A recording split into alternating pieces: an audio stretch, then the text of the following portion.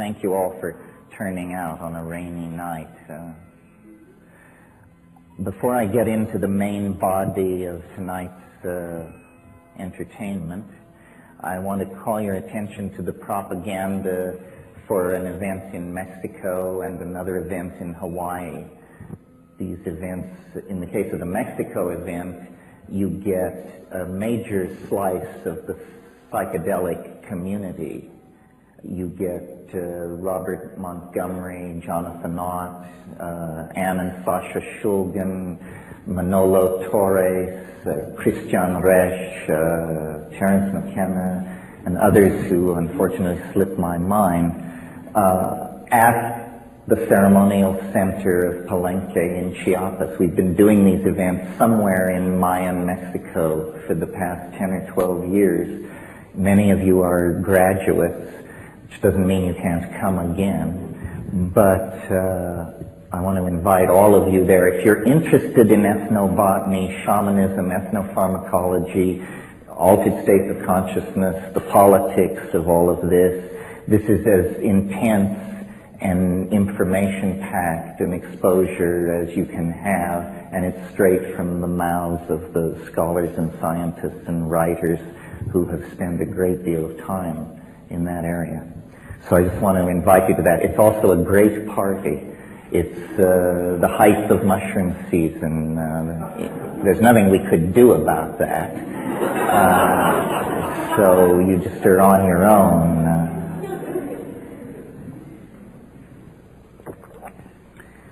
Well, so when I start out on these tours, I usually have an agenda and prepared remarks, and then as I make my way through my venues and I hear the feedback and I feel the ambiance of the people and the throb of the zeitgeist, it all sort of just simply dissolves into an ongoing commentary on our moment in space and time and the various dimensions, adumbrations, and opportunities of our dilemma.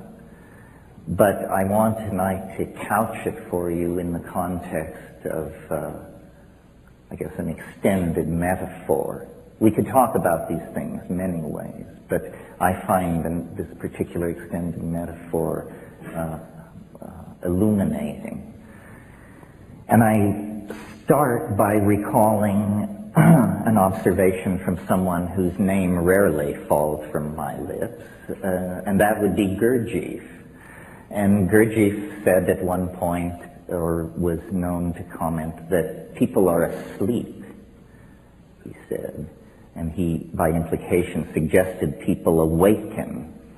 I'm not sure if he fully grasped the implication for his own product line had that occurred, but in any case, you're on it, you're with me, yes. It's very hard to give these lectures in such a way so that every person hears something different, which is what is supposed to be going on, you know. Well, so thinking about this comment that people are asleep, I see several implications. I ask myself, what is awake in my own notion? And I thought to myself, awake is, for me, awake is where the laws of physics are fully operable. You know, hurled objects shatter, electricity shocks, I cannot fly. The laws of physics are in operation. In that domain, I consider myself to be fully awake. Now, in terms of occult and spiritual traditions, the admonition to awaken always seems to imply that higher consciousness is approached through an expansion of clarity and awareness. And that seems obvious. I don't argue with it as a rationalist.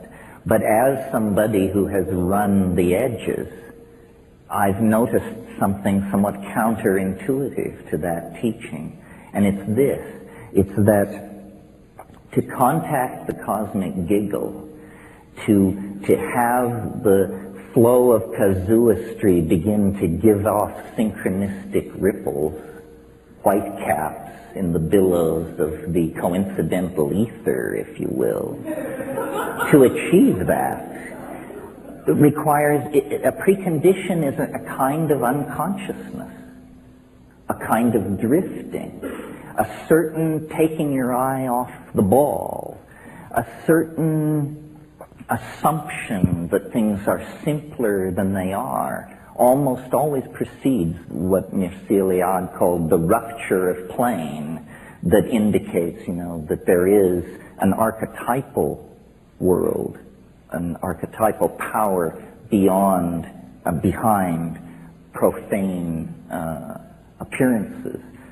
And in my own life, for those of you who are conversant with my output, when I went to the Amazon in 1971 and had the experiences that are described in True Hallucinations, I had been, for many months before that, in Asia, smuggling, hanging out, and I had taken my eye off the ball. I had become very gentle, very relativistic in my approach to other people's opinions and behaviors. I was easygoing, is what I'm trying to say. Too easygoing. And in that situation of semi-unconsciousness and openness, the cosmic giggle approaches.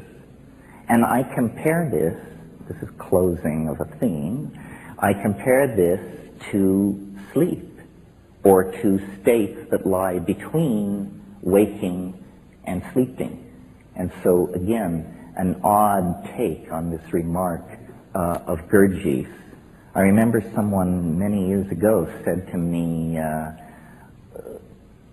they evoked the symbol of the yin and the yang, the two tears folded against each other within a circle. And this person, who was no rishi, roshi, geshe, or guru, but simply observant, said, it's not the black side, it's not the white side, it's the interface, it's the edge. And I found, by observing sleep, and some of you may recall the motto in Athanasius Kircher's Amphiatrium Sapientium that's chiseled over the alchemist's doorway. I can't do it in Latin, but it says, while sleeping, watch. While sleeping, watch. And I've noticed that while going to sleep,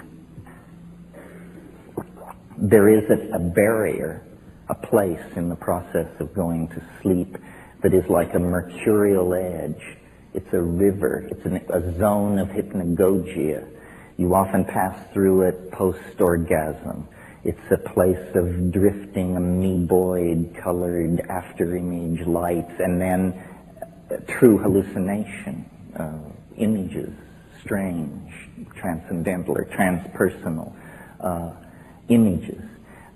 Well, so far in the context of pursuing this extended metaphor about sleep, I've talked basically, essentially about the individual's relationship to the concept, to the fact. But there's also a social or a political, a species-wide implication. It occurs to me that at any given moment, because of the way the planet is as a thing, some considerable percentage of human beings are asleep, always, and many are awake.